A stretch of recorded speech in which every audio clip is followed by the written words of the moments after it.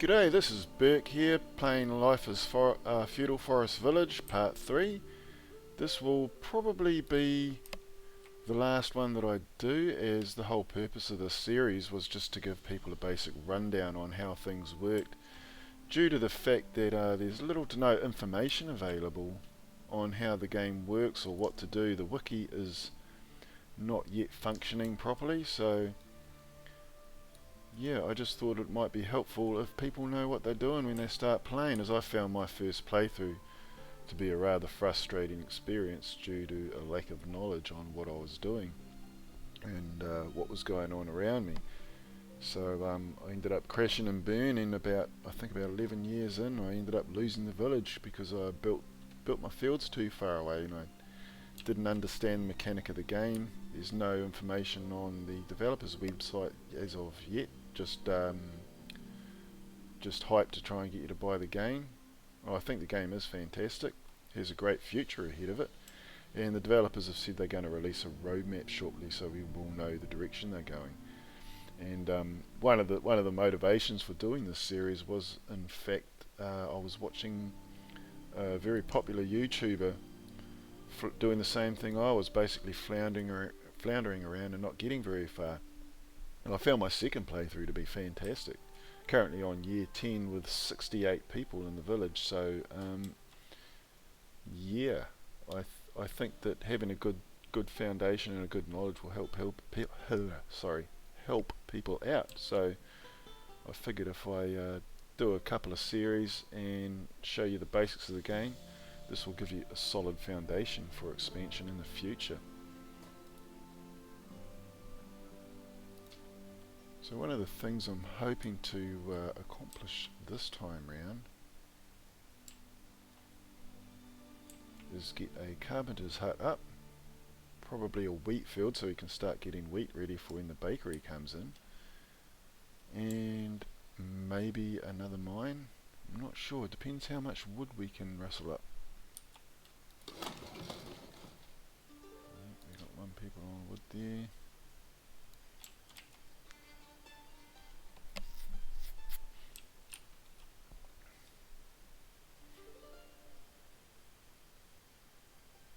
Probably want to get a well put in at some stage too, I think.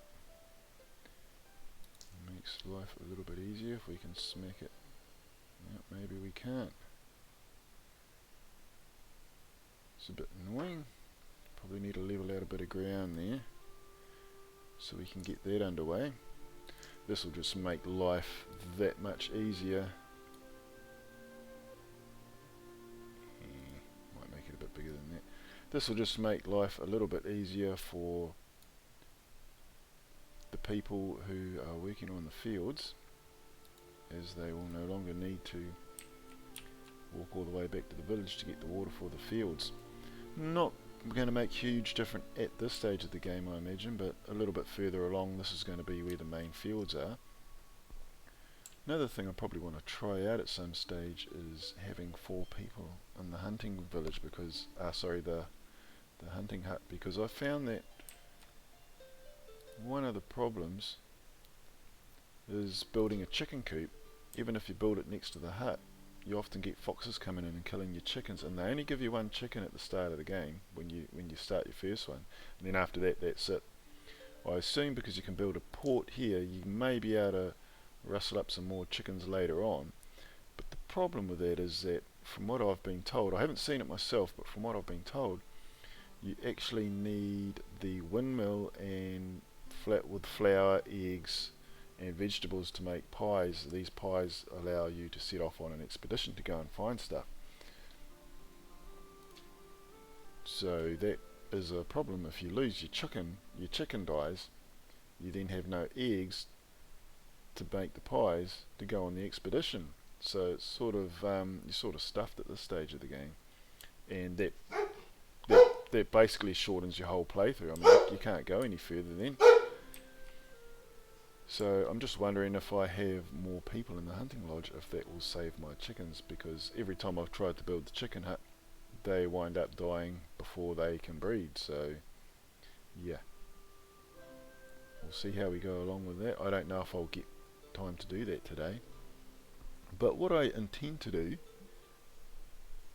is have another playthrough later on down the track once the game is a bit more fleshed out and there's a bit more to do.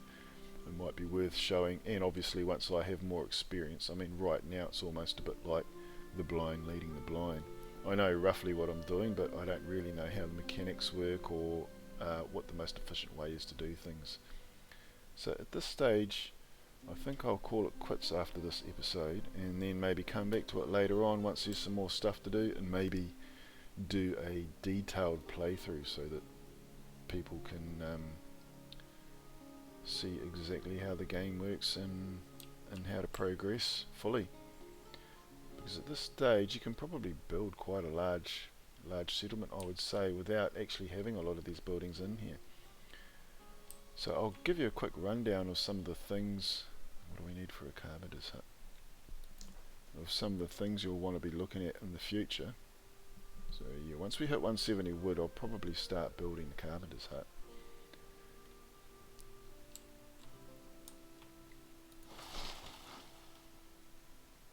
So one of the things you want to be looking at in the future is definitely getting a school up. School means that your children, this one here, the school gives you access to training 10 children. Once they're educated, apparently they do everything faster, so they're more efficient in their working. This will make I think this probably becomes essential once your village starts growing. As I said earlier, one of my ideas was to have the village access to the houses in the village, click on the people, and then have access to their job and change their job based on where they are located currently. So if the house is there, then you want your fields to be accessed by someone who's living here. This will in fact make a huge difference. So probably want to be getting the field up. So if you have educated people and you have stone roads, I have found in my other playthrough that I have yet to encounter any trouble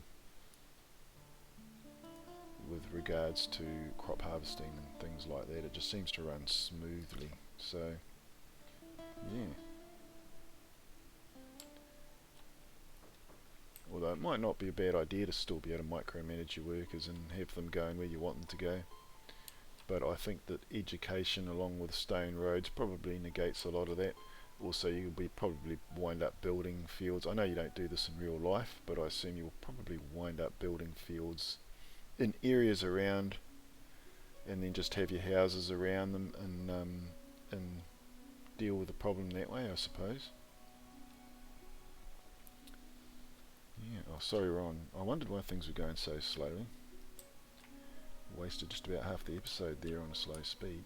I usually play the game on 5 times speed, and that makes the game quite cruisy and relaxing, and I can watch YouTube videos or Twitch while I'm just puttering around and having fun.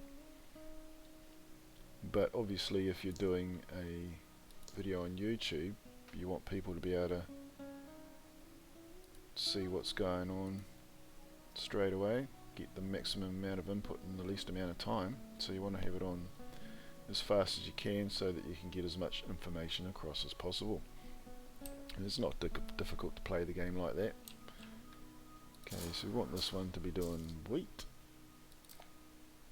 Okay, let's check this one. Yeah, that's on potatoes. So once you get more people in, you'll probably want to start building potato fields that have 2 or 3 people in them, just to try and get the maximum out of them as you can. But the single fields, you know, very helpful at the start of the game. Even I think I'm on year 10 in my second playthrough, and I have found that the one-man fields are more than adequate for clothes still, and also wheat, no problems there. But the potatoes basically the only one that needs to be expanded upon, made bigger. And like I said, keeping an eye on your vegetables is key to staying alive. Get low on fuel. Hopefully there's enough. We'll probably need to expand him as quickly as possible as well.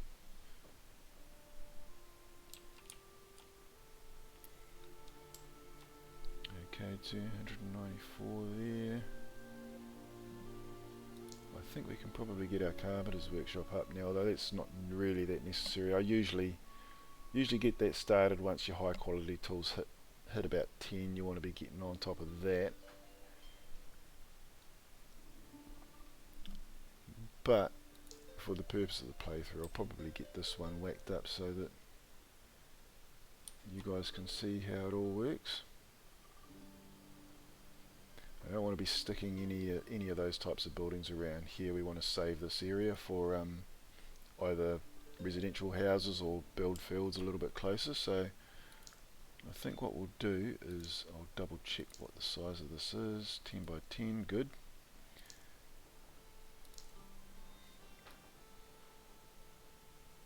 So like I said, yeah, if we go 11 by 11, that should give us what we need.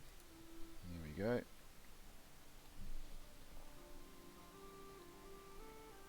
That's great, we've got another worker available. So I think early spring.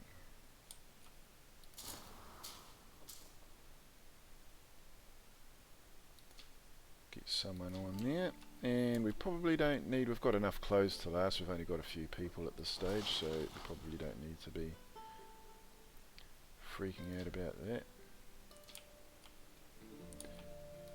Actually, I think this year, rather than doing wheat, we may do, grass. We're getting a bit low on hay, so definitely want to get some building materials in there. I actually probably should have changed that one to hay. We don't really need any more clothes at this stage, but definitely doesn't hurt to have a stockpile. You want to be keeping an eye on the size there. That fills up pretty quickly. Okay, so we may have to hold off on that and get, we're out of firewood, so we better wait for that one to go up. We need to find some people. Oh yeah, we've got people in the gatherer's hut. Don't tell me I forgot to take them off. I think I did. Fantastic. That was a bit silly. That was a waste of resources.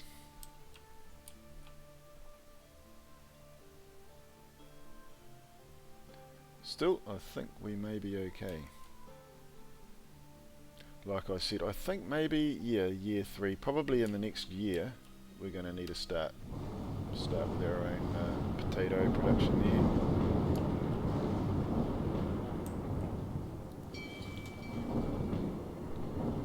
2 people there. 2 people there. I want to hit 4 people on the hunter if I can, and then we'll have a go at building the chicken coop.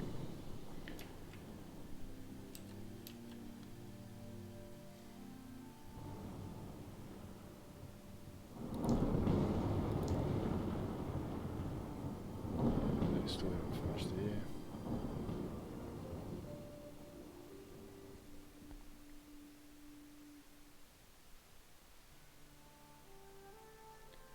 Possible I may have messed up. I'm not sure if they have finished there or not. Usually if you go 11 by 11, maybe I should have gone 12 by 12. Give them a little bit more time and just see what happens there.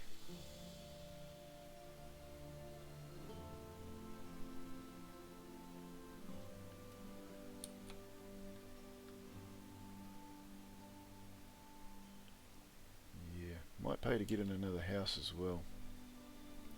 I may have to wait till winter to do that though.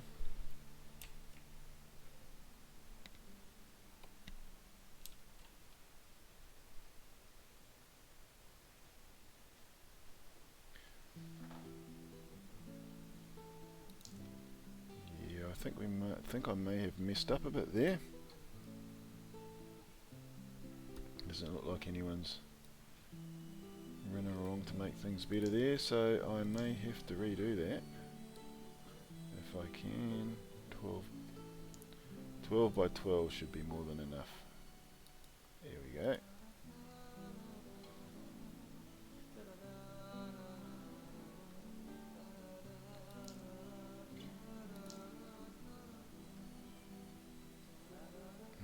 soon as he's done there, we should be right, hopefully.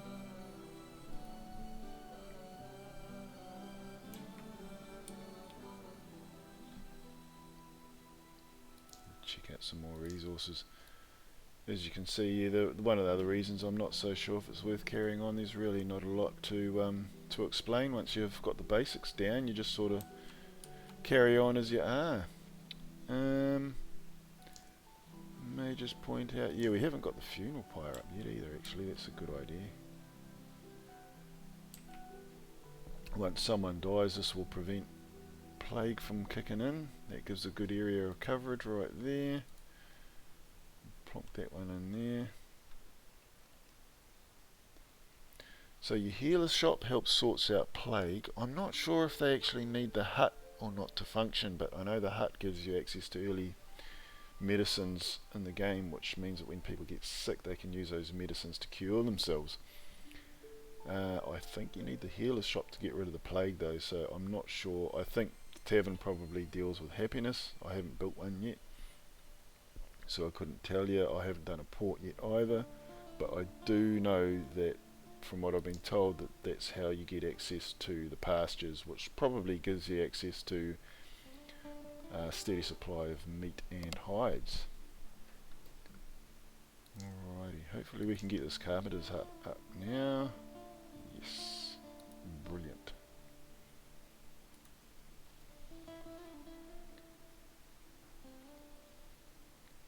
Okay, luckily we haven't hit our cap yet, so we may be right by the winter.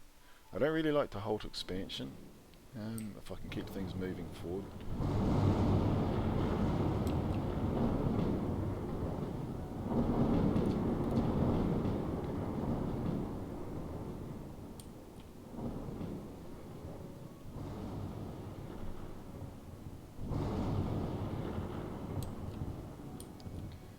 Yep, we're still moving forward, so that's the main thing. I think the next thing I want to get on is probably an ore mine, and as we're running out of ore pretty quickly. Good, we've got just enough there. Unfortunately we need a lot more wood if we want to achieve that. What have we got there? Yeah, so I may grab some more trees from around here.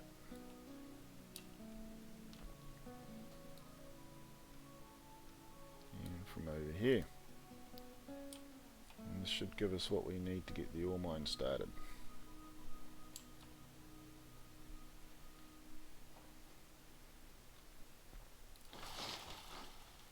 So you can see, I imagine once you can upgrade that, you can probably get the time down significantly, I would imagine. Maybe give you access to more people as well.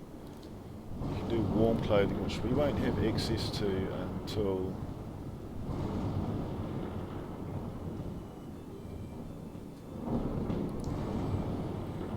we have access to the pasture. Probably sheep, I would imagine. Once we get wool, we can make warm clothing, probably sturdier, and means people can stay out in the cold longer. Okay, hopefully we can start getting some more wood underway now.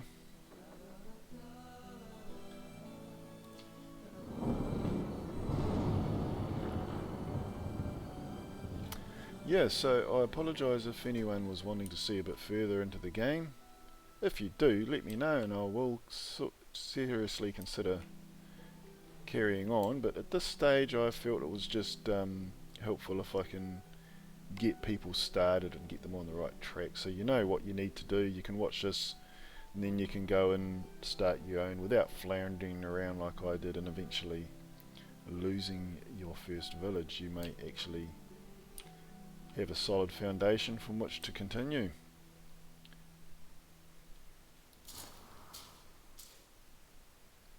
Yeah, although I do think that this playthrough, these may be a little bit too far away to get a second harvest in.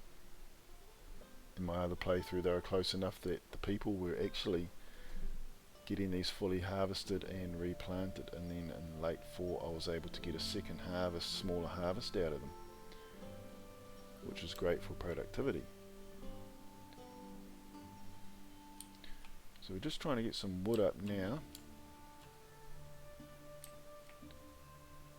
So this video probably has gone on long enough now, so I will end it here, and I think I'll leave the save there. If anyone wants me to carry on, please feel free to mention that in the comments, and yeah, if anyone wants to see how to carry on or how to grow the village further, then let me know and I'll carry on. But at this stage I don't think there's much point in doing an in-depth video until the game's further along in development, as I imagine a lot of these strategies that I'm applying here may not even be relevant in the future. The Gatherer's Hut, for starters, I imagine may be placed further out along with a Hunter's Lodge or something along those lines. But anyway, yeah, thanks for joining me. This is Burke signing off, and I'll see you in the next video.